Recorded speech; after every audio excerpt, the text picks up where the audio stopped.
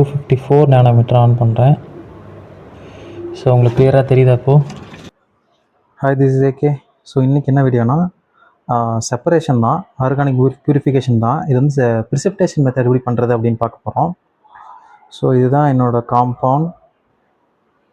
So இது எப்படி வந்து எப்படி ப்ரிசிபேட் பண்ணுறது அப்படிங்கிறத நான் உங்களுக்கு சொல்கிறேன். அதுக்கு முன்னாடி இதுக்கு ஒரு டிஎல்சி செக் பண்ணிடுவோம். இதை நான் டைல்யூட் பண்ணி வச்சுருக்கேன். ஸோ இங்கே நான் டைல்யூட் பண்ணி வச்சுருக்கேன். எப்பவுமே நீங்கள் டிஎல்சி பார்க்கணும், கொஞ்சம் டைல்யூட் பண்ணிக்கங்க. அப்போ தான் வந்து உங்களுக்கு ஸ்பாட்ஸ் மெர்ஜ் ஆகாமல் வரும். ஓகே, ஸோ அதனால் டைல்யூட் பண்ணி வச்சுருக்கேன்.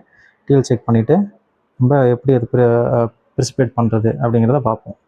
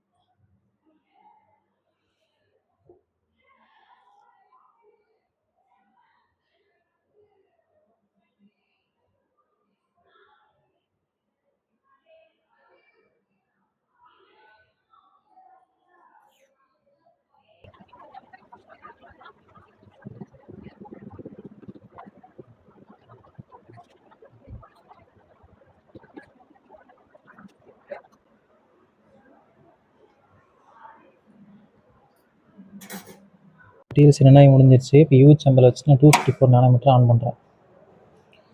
250 நானோமீட்டரில் 254 வந்து ஸோ லைட்டாக பார்த்தீங்கன்னா உங்களுக்கு மேலே ஒரு ஸ்பாட் தெரியுது. ஸோ இங்கே வந்து 2 ஸ்பாட் தெரியுது, இங்கே ஒரு மேஜர் ஸ்பாட் இருக்குது. இப்போது 365 எப்படி தெரியுதுன்னு பார்ப்போம்.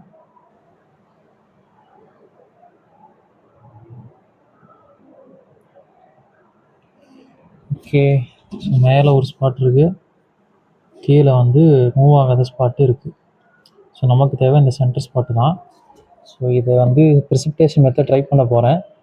எப்படி வருதுங்கிறத பார்ப்போம்.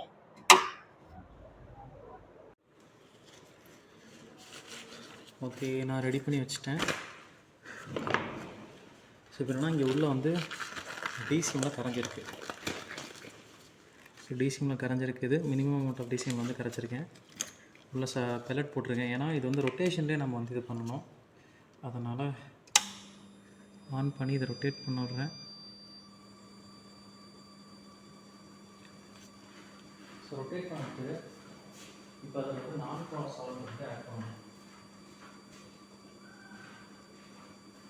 ஸோ டிசிஎம் நான் சால்வ் வந்துட்டு இல்லை நீங்கள் எத்தனை கூட யூஸ் பண்ணலாம். இப்போது இது ஹெக்ஸேனில் நல்லா ப்ரிசிபேட் ஃபார்ம் ஆகும் அப்படிங்கிறதுனால நான் இதில் ஹெக்ஸேன் ஆட் பண்ண போகிறேன்.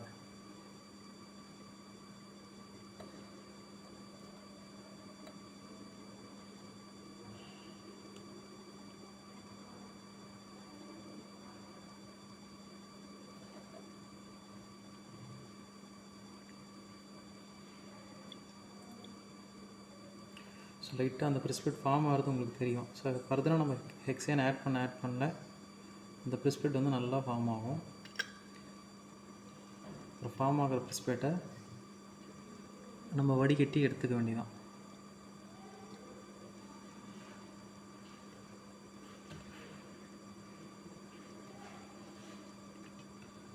ஆக்சுவலாக இந்த மெத்தட் வந்து சில டைம் வந்து நல்லாயிருக்கும். மோர் போலார் சில நேரத்தில் வந்து லெஸ் போலார் ஸ்பாட்டும் இருக்கும், மோர் போலார் ஸ்பாட்டும் இருக்கும். ஸோ அந்த நேரத்தில் நம்ம பொலாரிட்டி அந்த சாலன் பொலாரிட்டி எப்படி யூஸ் பண்ணுறோம் அப்படிங்கிறத பொறுத்தும் இருக்குது. இப்போ வந்து என்கிட்ட கீழே அன்மூவ் ஸ்பாட் இருக்குது. நான் வந்து நான் போலார் சாலண்ட் யூஸ் பண்ணியிருக்கேன். எனக்கு வந்து ஒன்று இது ஃபார்ம் ஆகலாம், இல்லை ஆகாமலேயும் போகலாம்.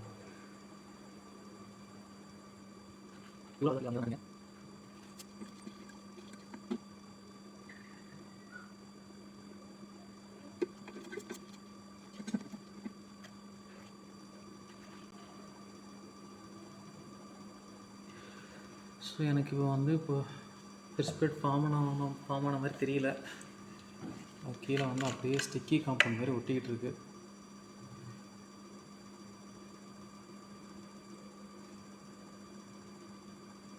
என்ன ப்ரிஸ்பெட் ஃபார்ம் ஆகுது, பட் அந்த ப்ரிஸ்பெட் வந்து ஸ்டிக்கியாக இருக்கிறதுனால அது கீழே போய் ஒட்டிக்குது. தெரியுதா? இங்கெல்லாம் ஒட்டிக்குது ஆக்சுவலாக. ஸோ இந்த டைமில் என்ன பண்ணலான்னா, மேலே இருக்க சால்வெண்ட் மட்டும் டீகன் பண்ணிவிட்டு அதில் நம்ம டிஎல்சி செக் பண்ணி பார்க்கலாம் எவ்வளோ டிஃப்ரென்ஸ் இருக்குது அப்படின்னு. ஸோ இப்போ இப்படி தான் ஃபார்ம் ஆகிருக்கு. ப்ரிஸ்பெட் ஃபார்ம் ஆகலை, ஒரு ஸ்டிக்கி காம்பவுண்ட் மாதிரி அடியில் ஃபார்ம் ஆகிருக்கு. ஸோ உள்ளே இருக்க அந்த சால்வெண்ட்டையும் இந்த ஸ்டிக்கி காம்பவுண்ட் டிஎல்சி செக் பண்ணோம்னா நமக்கு ஒர்க் அவுட் ஆகிருக்கா இல்லையா அப்படிங்கிறது தெரியும். செக் பண்ணி பார்க்குறேன். ஸோ இப்போ வந்து ரெண்டையும் பிரிச்சுட்டேன். ஸோ அதே இதில் வந்து அந்த சாலிட் இருக்குது, இதில் வந்து அந்த லிக்விட் டீகன் பண்ண லிக்விட் இருக்குது. ஸோ இது ரெண்டுக்கும் டிஎல்சி செக் பண்ணோம்னா நமக்கு தெரிஞ்சிடும். ஸோ அதுக்கு முன்னாடி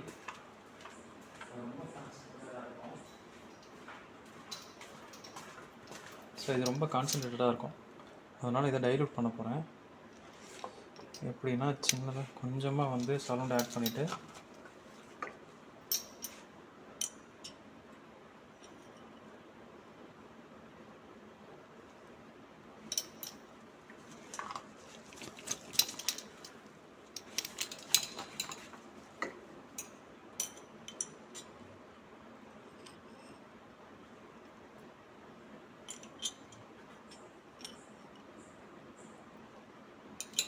சால்வெண்ட் ஆட் பண்ணி மொத்தமாக கரைச்சிடணும்.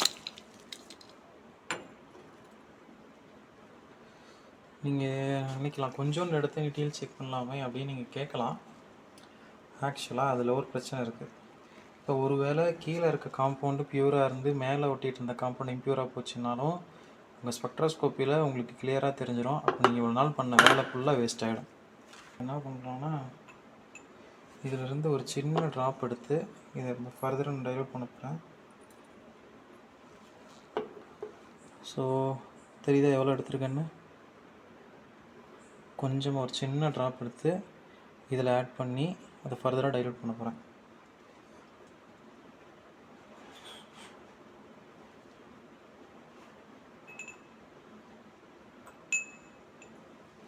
ஸோ இதில் எடுத்துட்டேன். கொஞ்சமாக இருக்குது, இதில் வந்து லைட்டாக சால்வெண்ட் ஆட் பண்ணிவிட்டு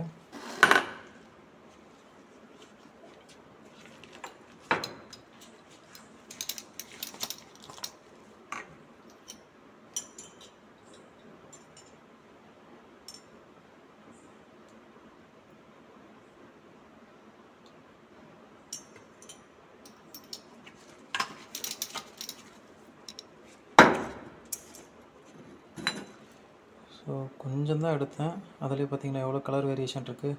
ஸோ இது வந்து டிஎல் செக் பண்ண போகிறேன். டிஎல் செக் பண்ணிவிட்டு நமக்கு தெரிஞ்சிடும் இது எப்படி வந்து இந்த ப்ராசஸ் வந்து ஒர்க் அவுட் ஆகுதா இந்த வழி அப்படிங்கிறத நம்ம தெரிஞ்சுக்கலாம்.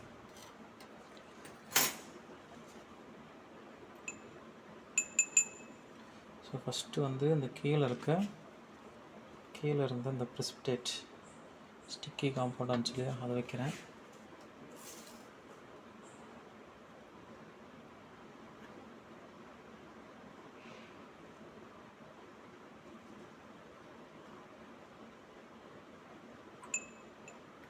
ஸோ நெக்ஸ்ட்டு மேலே இந்த டீகண்ட் ஆனது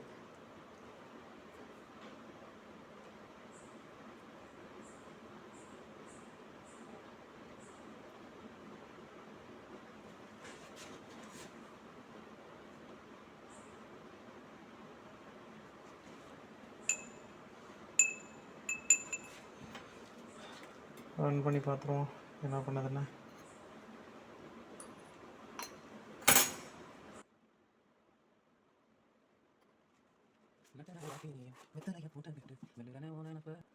ஓகே, டிஎல்சி ரெண்டாயிரம் முடிஞ்சிருச்சு.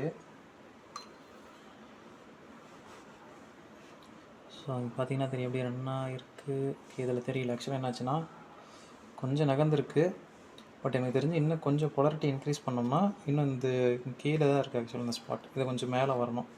ஸோ அதனால் கொஞ்சம் பொலாரிட்டி நான் வந்து இன்க்ரீஸ் பண்ணியிருக்கேன். நெக்ஸ்ட் இதுக்கு நான் திருப்பி இன்னொரு ஸ்பாட் வச்சு இதை ரன் பண்ண போகிறேன். ஏன்னா ஸோ நம்ம ட்ரையல் அண்ட் எரர் மெத்தட் தான் வந்து எப்பவுமே ஃபாலோ பண்ணுறது. ஸோ ரிசர்ச்சில் ட்ரையல் அண்ட் எரர் மெத்தட் தான் வந்து நிறைய இதுக்கு நம்ம பண்ண வேண்டியது இருக்கும். ஏன்னா நமக்கு கான்ஸ்டண்ட்டாக தெரியாது என்ன நடக்க போகுது அப்படிங்கிறதுனால. கான்ஸ்டண்ட்டாக நமக்கு தெரியறதுக்கான வாய்ப்பு இல்லை. இதுதான் நடக்கும்னு சொல்ல முடியாது.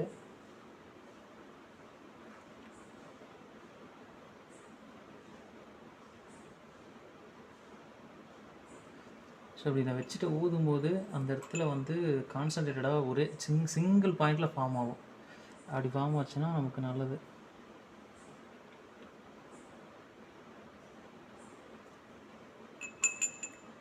ஓகே, 2 ஸ்பாட்டு வச்சாச்சு. அதாவது கீழே அந்த ப்ரெசிபிடேட்டும்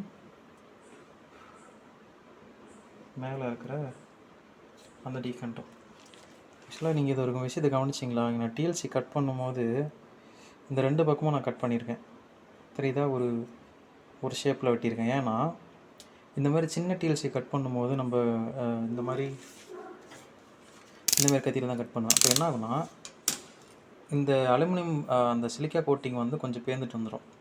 ஸோ அதை அப்படியே வைக்கும்போது என்ன ஆகுனா, இப்படி வச்சுட்டிங்க அந்த சாலூனுக்குள்ளே வச்சிட்டிங்கன்னா இப்படி ஏறாமல் இங்கே சைடில் கொஞ்சம் அப்சர்வாக ஏற ஆரம்பிச்சிடும். அப்போது ஒரு கிராஸாக ஏற ஆரம்பிச்சிடும். நமக்கு ஸ்பாட் வந்து கரெக்டான லெவலில் இருக்காது. ஸோ அதனால் இந்த டிஎல்சியை கட் பண்ணியிருக்கேன். இது ஒரு சின்ன ட்ரிக்ஸ் ஆக்சுவலி. ஸோ இதை கண்டுபிடிக்கிறதுக்கு முன்னாடி நான் நிறைய டிஎல்சி வந்து வேஸ்ட் பண்ணிட்டு இருந்தேன். இது போச்சே அப்படிங்கிற ஒரு கவலை இருக்கும். பட்டு ஆக்சிடெண்டலாக ஒரு நாள் இதை நான் கவனித்தேன். இது பண்ணலாம் அப்படின்னு தோணுச்சு. அது பண்ணால் ஒர்க் அவுட் ஆகிடுச்சு, அவ்வளோதான். ஸோ ஆக்சுவலாக ரிசர்ச் இப்படி தாங்க. நம்ம ஆக்சிடெண்டலாக ஏதாவது ஒன்று பண்ணுவோம், அது நமக்கு ஒர்க் அவுட் ஆகும். நம்ம கான்சியஸாக ஒன்று இது வரும் அது வரும் அப்படின்னு நினச்சி பண்ணுறதை விட இந்த மாதிரி ஆக்சிடெண்ட்லாம் நம்ம பண்ணும்போது நமக்கு கொஞ்சம் இன்ட்ரெஸ்டிங்காகவும் இருக்கும், ஒரு மோட்டிவேஷனாகவும் இருக்கும். ஓகே, டிஎல்சி ரன் ஆகிடுச்சு.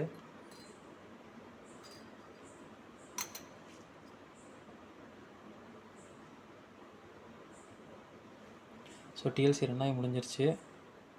ரன் ஆன டிஎல்சி இதை நான் வந்து இப்போது யூவியில் வச்சு காமிக்கிறேன் எப்படி இருக்குது அப்படின்னு. ஸோ யூவி சேம்பருக்குள்ளே டிஎல்சி வச்சாச்சு.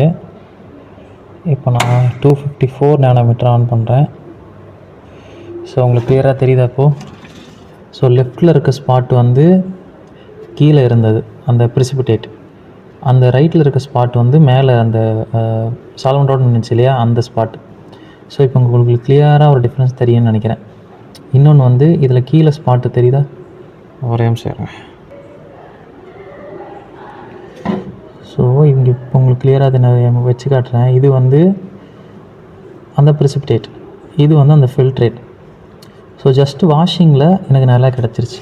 இப்போ நான் 393 ஆக்சுவலாக இந்த லைட்டோட நேனோமீட்டர். ஸோ இதில் உங்களுக்கு இன்னும் நல்லா டிஃப்ரென்ஸ் தெரியும். ஆக்சுவலாக இதில் கொஞ்சம் இம்ப்யூரிட்டி இருக்குது, பட் இதை கம்பேர் பண்ணும்போது இதில் கம்மி. ஸோ இதில் என்ன பண்ணலாம்னா திருப்பி ரீக்ரிஸ்டலேஷன் வைக்கலாம், இல்லைனா காலம் போய்க்கலாம். ஸோ இதில் என்ன ஒரு ப்ளஸ் பாயிண்ட் அப்படின்னா, இதில் வந்து ஸ்பாட்டு கிட்ட ஒட்டி ஒரு ஸ்பாட் இருந்திருக்கு. ஸோ இங்கே தெரியுதா, இந்த ஸ்பாட் வந்து இதோட ஒட்டி இருந்திருக்கு. இப்போ அதை நான் வந்து பிரித்து எடுத்துட்டேன். நீங்கள் காலம் போனீங்கன்னா இதை பிரித்து எடுக்கிறது ரொம்ப கஷ்டமான வேலை. சில சமயம் இந்த ப்ராடக்ட்டுக்கு நேராக உங்கள் ரியாக்டன்ட் இருக்கும், இதுக்கு அடியில் கூட இருக்கலாம். ஒருவேளை நம்ம ப்ராடக்டோட எமிஷன் வந்து அதிகமாக இருக்குங்கிறப்போ ரியாக்டண்ட்டை வந்து ஓவர் ஷேட் பண்ணிடும். சரி, அந்த டைமில் நீங்கள் காலம் போட்டிங்கன்னா கண்டிப்பாக பிரியாது, மொத்தமாக ஒட்டிக்கிட்டு வரோம். நம்ம காலம் செக் பண்ணும்போது சிங்கிள் ஸ்பாட்டாக தான் இருக்கும். பட் நீங்கள் வந்து என்ன மாதிரி செக் பண்ணிங்கன்னா உங்களுக்கு பீக்கில் வந்து கன்ஃபியூஷன் ஏறும். அப்போ நமக்கு தெரியவே தெரியாது, என்னடா நமக்கு கரெக்டாக தானே காலம் போட்டோம், சிங்கிளாக எடுத்தோம் அப்படிங்கிற ஒரு நடப்பு தான் இருக்குமே தவிர எங்கேருந்து இது வந்துச்சுங்கிறது உங்களால் கண்டுபிடிக்க முடியாது. ஸோ இந்த மெத்தட் பயன்படுத்தும் போது இந்த ப்ரிசிபிடேஷன் அப்படிங்கிறது வந்து சாலிபிலிட்டி டிபெண்ட் பண்ணி தான் வரும். ஆக்சுவலாக என்னோடய ரியாக்டன்ட் வந்து ஹெக்ஸைன்லேயே கொஞ்சம் நல்லா டிசால்வ் ஆகும், ஆனால் ப்ராடக்ட்டு ஹெக்ஸைனில் நல்லா டிசால்வ் ஆகாது. ஸோ அது எனக்கு ஒரு ப்ளஸ் பாயிண்ட்டாக இருந்ததுனால நான் இந்த மெத்தடை யூஸ் பண்ணிக்கிட்டேன். ஸோ உங்கள் காம்பவுண்டுக்கும் நீங்கள் இப்படி ஃபைன் பண்ணிங்கன்னா, நான் இது எப்படி ஃபைன் பண்ணேன்னா எல்லாம் ட்ரையல் அண்ட் எரர் மெத்தட் தான். ஸோ இப்படி வருமானு பார்த்தேன், நான் கண்டுபிடிச்சேன். உங்கள் காம்பவுண்டுக்கு வருமாங்கிறத நீங்கள் ட்ரையல் அண்ட் எரர் மெத்தட் வச்சு தான் நீங்கள் கண்டுபிடிக்கணும். ஸோ அதுக்கு இந்த மாதிரி நிறையா ஏதோ ஒரு டெக்னிக்கை நீங்கள் யூஸ் பண்ணி பார்த்தா தான், எக்ஸிக்யூட் பண்ணால் மட்டும்தான் உங்களுக்கு தெரியும் எதில் வருது அப்படின்னு. ஸோ இதுதான் நான் சொல்லணும்னு நினச்சது. ஸோ இப்போ நான் பிரித்து எடுத்துட்டேன். இப்போ நெக்ஸ்ட்டு இதை வந்து நான் திருப்பி வந்து ஒரு ரீக்ரிஸ்டலேஷன் வச்சேன் அப்படின்னா மேபி இது எனக்கு இன்னும் வந்து பியூராக கிடைக்கிறதுக்கு சான்ஸ் இருக்குது. ஸோ ஒரு வேளை ரீக்ரிஸ்டலேஷன் வைப்பேன், வச்சதுக்கப்புறம் இந்த வீடியோ நான் அப்லோட் பண்ணேன். நெக்ஸ்ட்டு அந்த அப்டேட் வந்து நான் சொல்கிறேன் எப்படி வந்திருக்கு அப்படின்னு. ஓகே, ஸோ இதால் நினச்சது ஸோ நெக்ஸ்ட்டு இது மாதிரி இன்னொரு ப்யூரிஃபிகேஷன் வீடியோவில் பார்ப்போம். அவ்வளோதான், பை ஃப்ரம் இருக்கே, பாய்.